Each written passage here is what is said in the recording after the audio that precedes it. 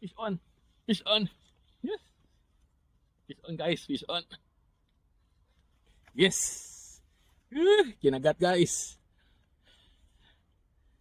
Pangalawa. Yes. Fish on. Fish on. Fish on guys. Ay, huwag ka masabit. Gabi. Ah!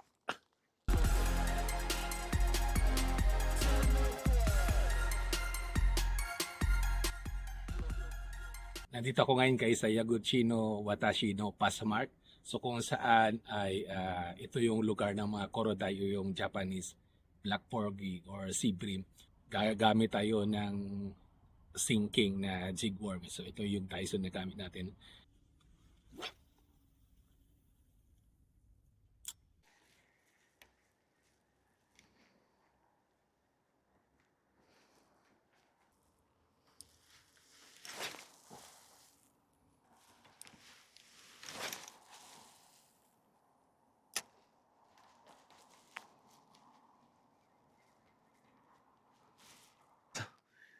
Fish on, fish on. Fish on guys. Ay, huwag ka masabit. Gabi. Ah!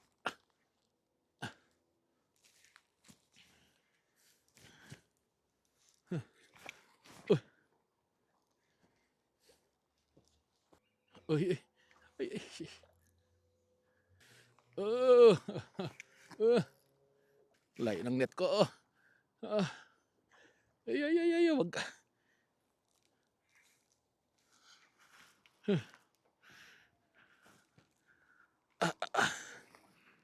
Okay, okay, okay. Ay, ay, ay, ay, ay, ay, ay. Pisang, pisang, pisang. Hirap. Huwag kang masabit.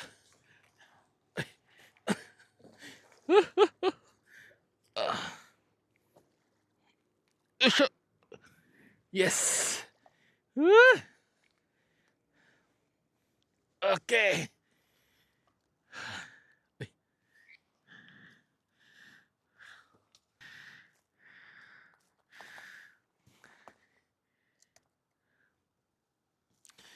Okay.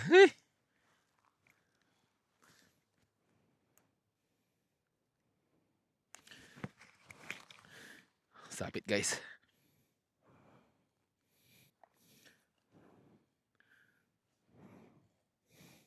Dumi na eh. Okay.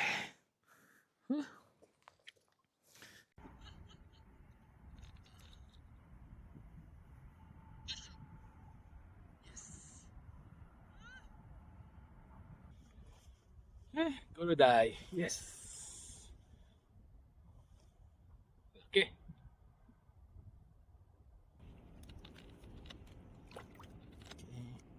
Korodai.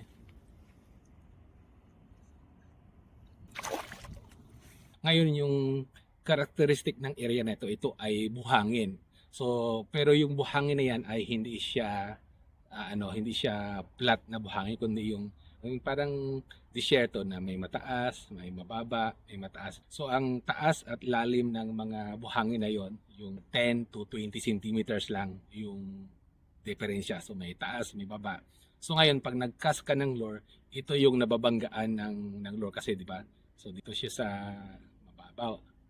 Then yung mataas mababangga niya. Tapos mababaw naman. Tapos bangga ulit siya sa mataas. So parang gumaganon-ganon yung lure natin. So ito yung ginagamit.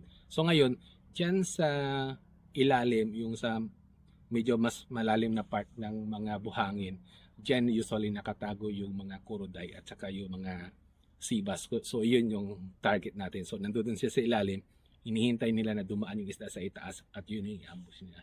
So ito yung tina-target natin.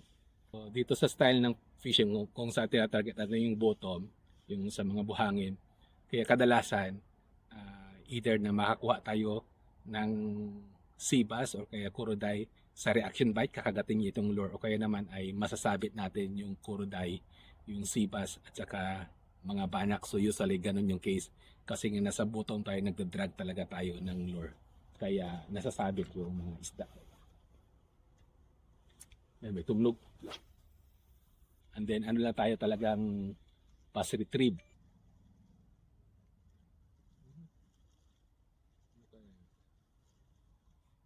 Oh, fish on. Fish on. Yes. Fish on guys, fish on. Fish on, fish on. Fish on, fish on, fish on. Oh. Fish on, fish on.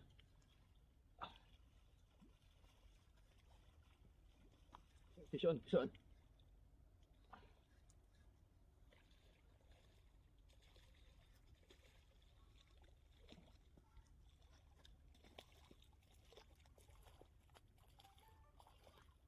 Start recording.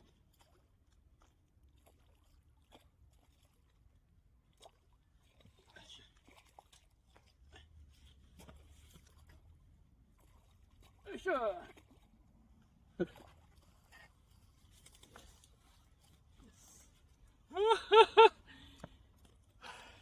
Yes. Kinagat guys, kinagat. Pangalawa. Yes.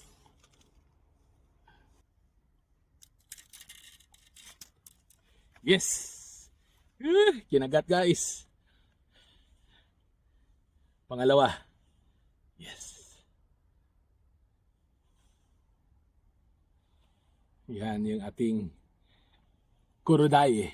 Yes. Laki tayo ngayon. So ito kinagat talaga guys. Natanggal lang yung lure. Sa kanyang bunganga. Natanggal lang yung lure. Okay. So ito yung ating lure. Dyson lure. 16 grams. Ito yung lure. Yan yung ating kuha.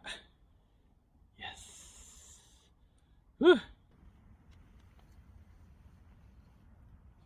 ang ating hit lure. Yan ang ating hit lure. Dyson.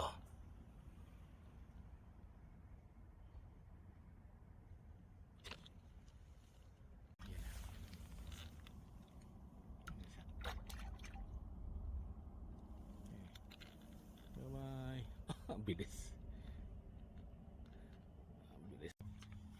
So yan guys, kanina nag-boto fishing tayo. Target natin yung kuroday.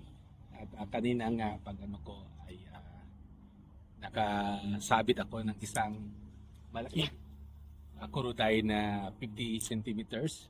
At yun, sinuri tayo. Nakahuli tayo ng 40 centimeters na kuroday uli. Kung saan talagang kinain niya, kinagat niya yung lure guys.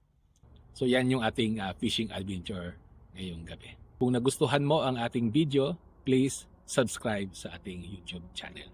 Hanggang sa muli, ito si Erwin sa Fishing Sigbin. Makita-kita tayo sa next adventure.